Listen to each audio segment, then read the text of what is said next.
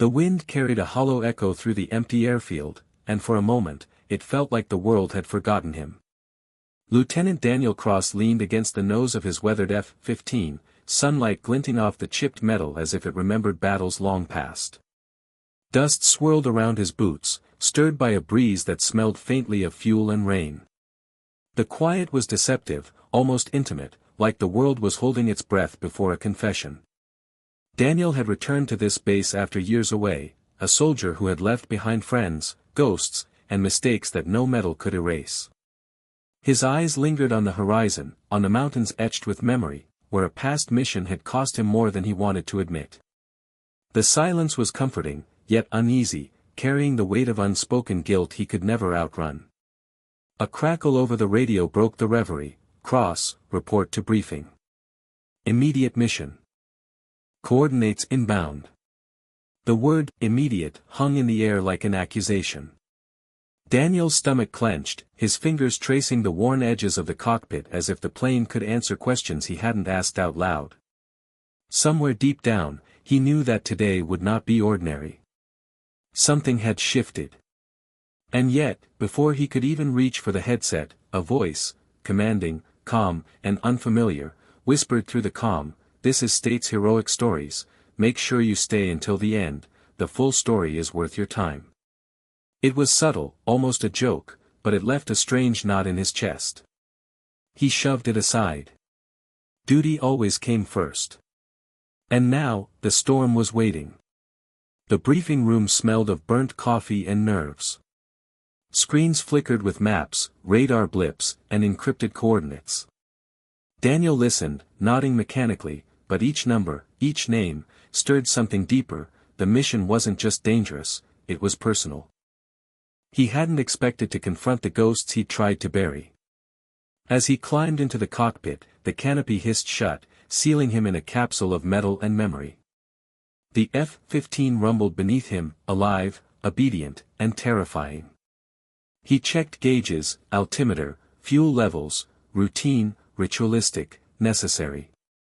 Outside, clouds thickened like spilled ink, threatening turbulence, while the sun fought through in broken streaks. The radio buzzed again. Targets confirmed. ETA 5 minutes. Daniel's jaw tightened. He remembered a mission 10 years ago, a miscalculation, a teammate lost.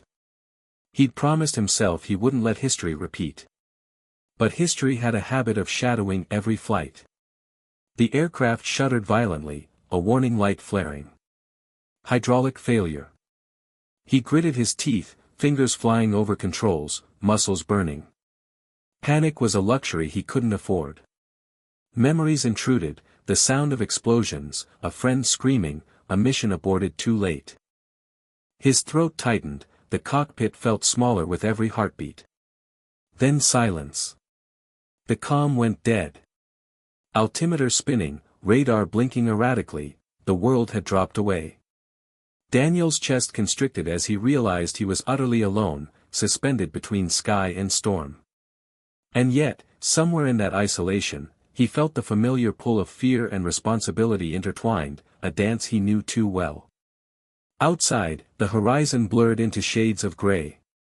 He whispered under his breath, a lifeline to himself, "Not again, not today."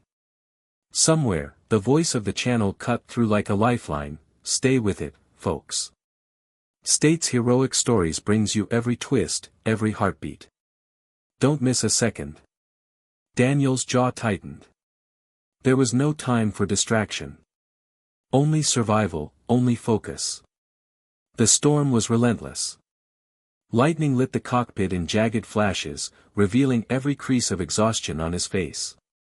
Daniel's thoughts spiraled, mistakes, lost comrades, promises broken. He remembered the mission that had haunted him for a decade, a failed extraction that cost his teammate's life. He had carried that guilt silently, letting it fester like an unhealed wound. Then, through the comm, a voice cut cleanly, calm yet commanding, "I'm the JSOC Commander. Cross, trust your instincts. You're not alone in this." Daniel froze. The name, the authority, the certainty, it pierced the fog of memory and fear. He had expected orders from any number of faces, but never her. And yet, recognition sparked, she was the link to the closure he didn't know he needed. Memories clashed with the present.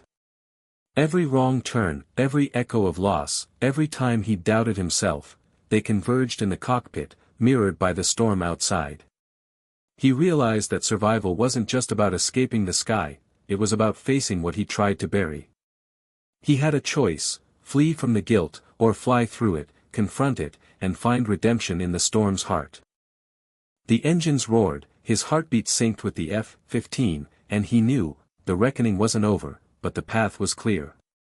Sunlight broke through the clouds in molten streaks, illuminating the world below. Daniel guided the plane with precision, every maneuver a testament to experience, courage, and the lessons of past failures. He felt a strange lightness, not freedom from fear, but freedom from the burden of silence. Over the radio, her voice was steady. "You did it, Cross. You're home."